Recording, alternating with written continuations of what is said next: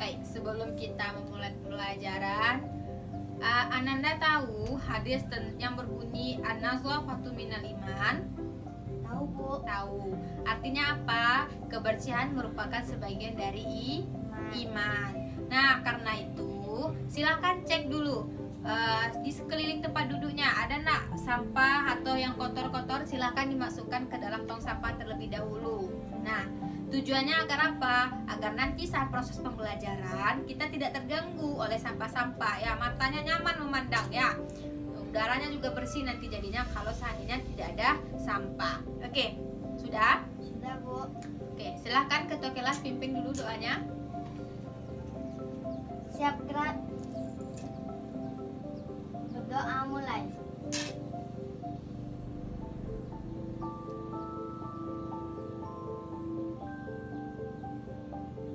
Berdoa selesai. Ya. Oke, sudah berdoa tadi? Sudah, Bu. Oke.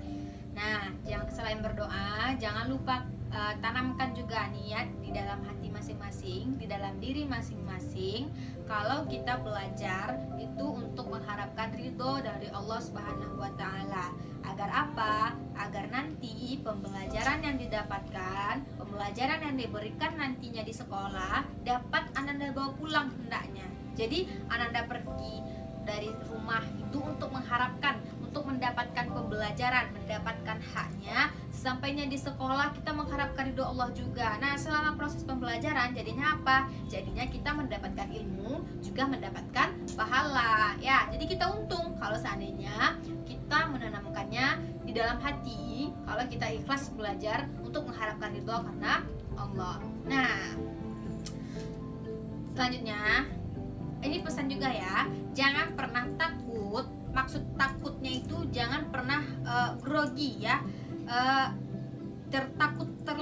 takut yang berlebihan terhadap guru matematika. Sebenarnya guru matematika itu tidak jahat ya, guru matematika itu baik-baik sebenarnya.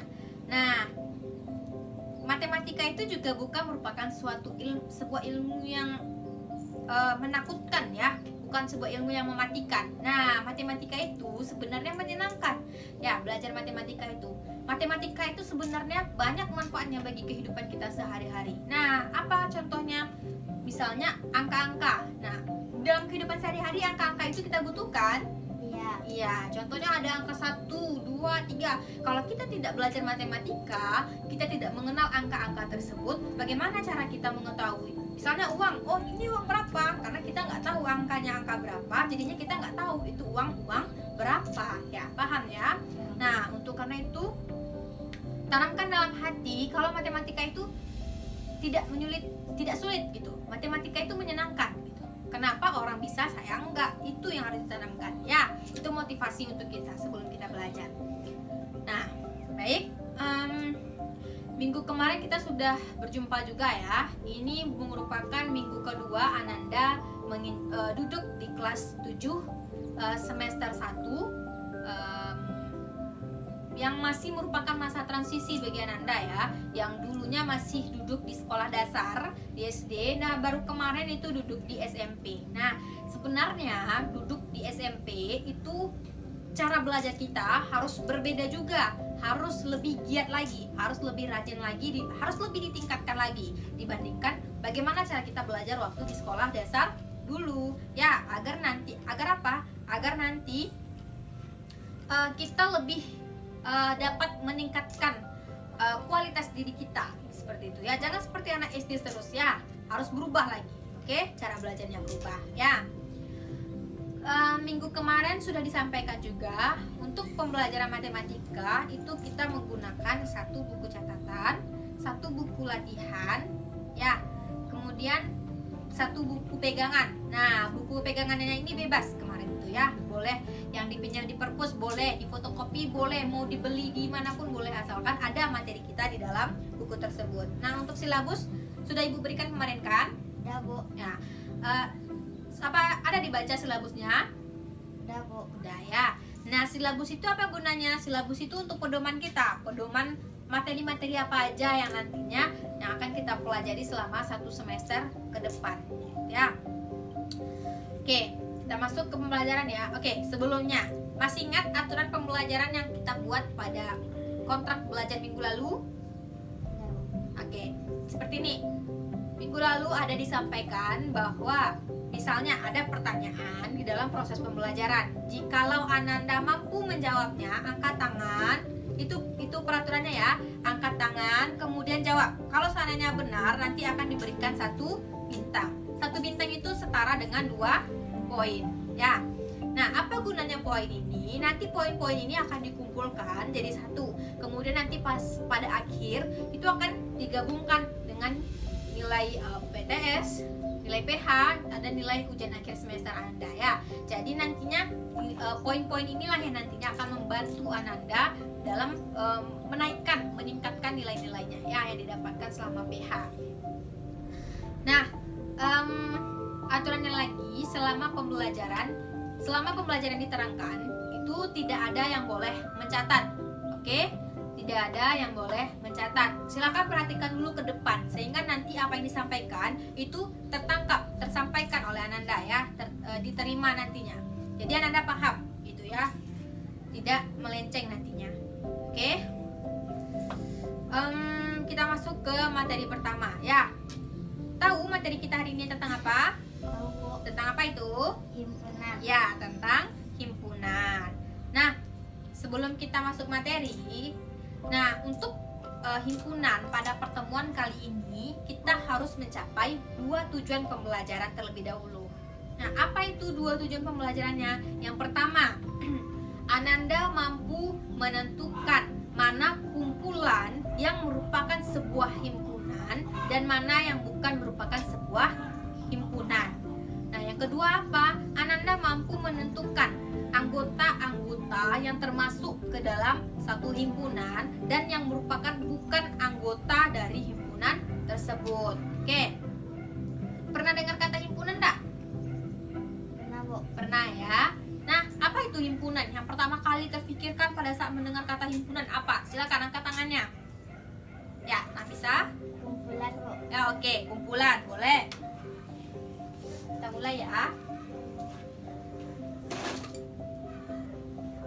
Hari apa sekarang? Hari Selasa. Selasa.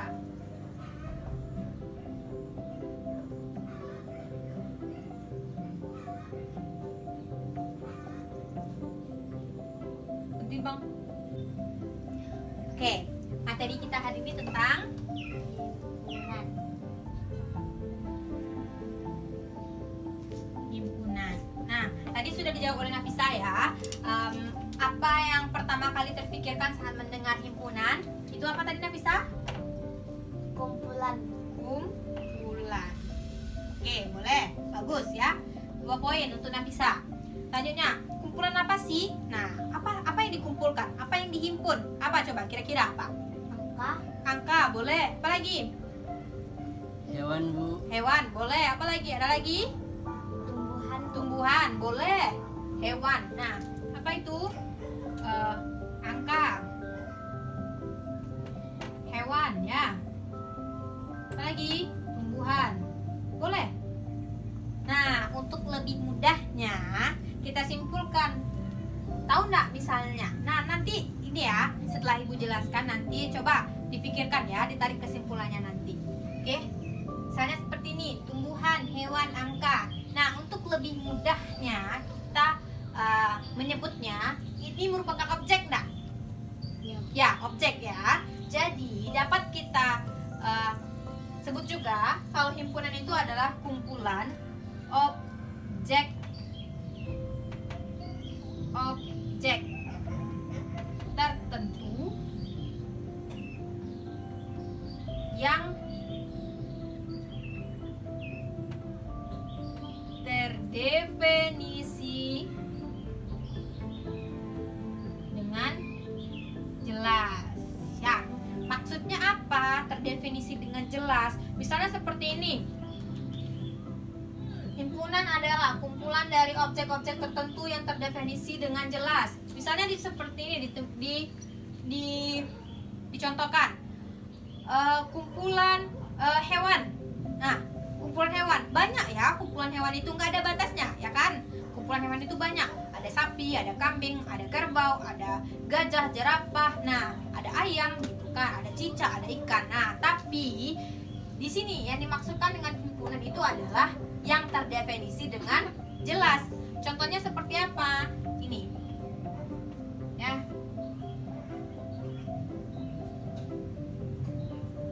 Kumpulan hewan berkaki dua. Terdefinisi dengan jelas enggak? Iya, Bu. Iya ya. Kumpulan apa? Kumpulan hewan. Hewan yang bagaimana? Hewan yang berkaki dua. Apa aja hewan yang berkaki dua? Ada ayam, ada itik, ada angsa. Nah, ayam, itik, angsa itu yang kita sebut dengan anggota dari suatu himpunan. Oke, sampai sini paham dulu? Paham, Bu.